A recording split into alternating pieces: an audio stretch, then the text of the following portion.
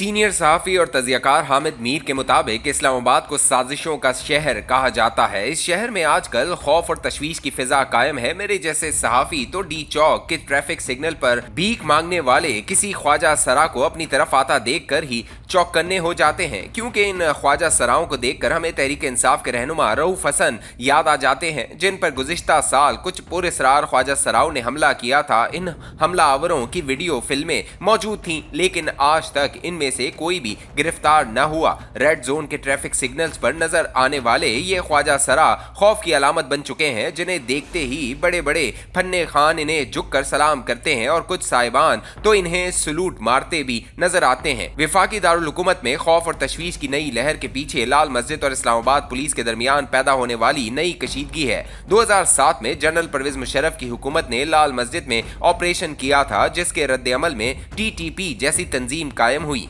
जिन वजूहात की बुनियाद पर 18 साल कबल मौलाना अब्दुल अजीज और इस्लामाबाद पुलिस के दरमियान तनाज़ा पैदा हुआ था, वो वजूहात 18 साल बाद भी ख़त्म नहीं हुई। मौलाना अब्दुल अजीज की अहलिया उम्मे हसन गिरफ्तार हैं और लाल मस्जिद का पुलिस ने घेराव कर रखा है। हमने 18 साल कबल भी अफाम व तफहीम से मसला हल करने की गुजारिश की थी और आज भी अफाम व तफहीम पर ही जोर देंगे, लेकिन इस्लामाबाद में रेड जोन में वाक़ लाल मस्जिद एक दफ़ा फिर अफ्तार डिनर का मौजूए बहस बनी हुई है। क्या रियासत आज भी वहीं खड़ी है जहां 18 साल पहले खड़ी थी?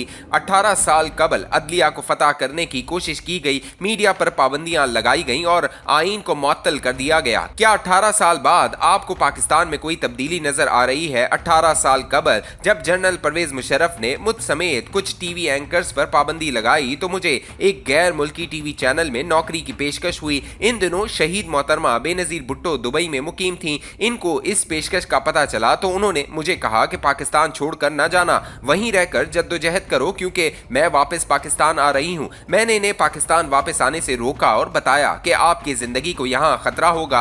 उन्होंने जवाब दिया, मैं अपने वतन में शहीद होना चाहती हूं, और वापस आई और शहीद हो गई। क्या इनकी कुर्बानी से पाकिस्तान में जमहूरियत और आइन को कोई तकवीयत मिली? आज की पीपल्स पार्टी के सीने पर 26वीं तरमीम का तमगा सजा दिया गया है, लेकिन आइन की अमलदारी कहीं नजर नहीं आती। रमजानुल मुबारक के मुकद्दस महीने का आगाज दहशतगर्दी के वाकयात से हुआ है। एक तरफ कलात में कौमी शाहरा पर एक खातून ने सिक्योरिटी फोर्सेस पर खुदकुश हमला किया, तो दूसरी तरफ बन्नू में खुदकुश हमले के नतीजे में बेगुनाह खवातीन और बच्चे शहीद हो गए। हमारे अरबाब इख्तियार इन हमलों का ताल्लुक अफगानिस्तान से जोड़कर अपने आप को हर किस्म की जिम्मेदारी से आज़ाद कर लेते हैं। मान लिया कि आजकल पाकिस्तान में होने वाले हमलों के ताने बाने अफगानिस्तान से मिलते हैं, लेकिन ये खुदकुश बमबार सिर्फ पाकिस्तान में क्यों दाखिल होते हैं? ये ईरान में दाखिल क्यों नहीं हो पाते? मंगल की शाम जब बन्नू में खुदकुश हमलों की खबर आई तो मैं एक दोस्त के यहाँ अफ्तार टेबल पर बैठा था। इत्तेफाक से टेबल पर मौजूद अक्सर शख्सियात का ताल्लुक हुकूमत से था। इन सब को परवेज खटक की फिक्र खाए जा रही थी, जिन्होंने अपने लिए मुशीर दाखिला का ओहदा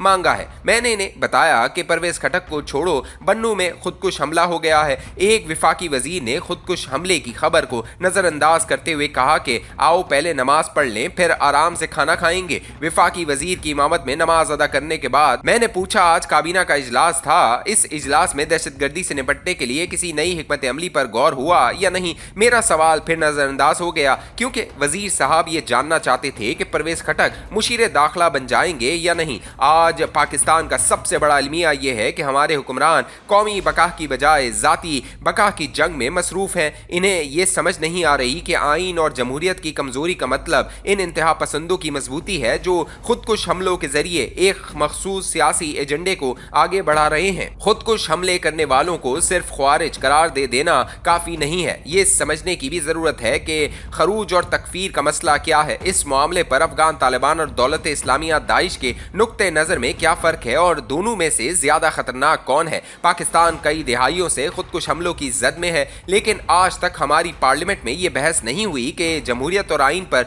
कुफ्र का फतवा लगाने वालों का मुकाबला कैसे किया जाए। हम चंद सरकारी उलमा से खुदकुश हमलों के खिलाफ एक फतवा हासिल कर लेते हैं, लेकिन ये नहीं समझते कि फतवा देने वाले उलमा साहिब या मुफ्ती साहब इमरान खान की हुकूमत के भी गीत गाते थे और आज शहबाज हुकूमत के भी आगे पीछे दौड़ रहे हैं। जो पार्लियामेंट अपने दिफा के लिए चंद इब्नुल वक्त उलमा की मोहताज है, वो आइन का दिफा कैसे कर सकती है? पार्लियामेंट में ऐसे उलमा और साहिब इल्म अफराद की कमी नहीं है जो खरूज और तकफीर पर गुफ्तगू कर सकते हैं। पार्लियामेंट में ये बहस होनी चाहिए कि बलूचिस्तान में खुदकुश हमले करने वाली खवातीन और खैबर पख्तूनख्वा में हमले करने वाले मर्दों के नजरियात में क्या फर्क है और इन मुख्तलिफ नजरियात रखने वालों ने एक दूसरे से इत्तेहाद क्यों कर लिया है? क्या ये इंतहा पसंद पाकिस्तान को शाम जैसी खाना जंगी की तरफ धकेलना चाहते हैं? अगर इन इंतहा पसंदों की किसी कार्रवाई से पाकिस्तान और भारत में दोबारा कशीदगी बढ़ गई तो क्या जनूबी एशिया एक एटमी जंग के खतरे से दो चार हो जाएगा? किसी को अच्छा लगे या बुरा, आज पाकिस्तान जिस पेचीदा सूरत हाल का शिकार है, इससे कोई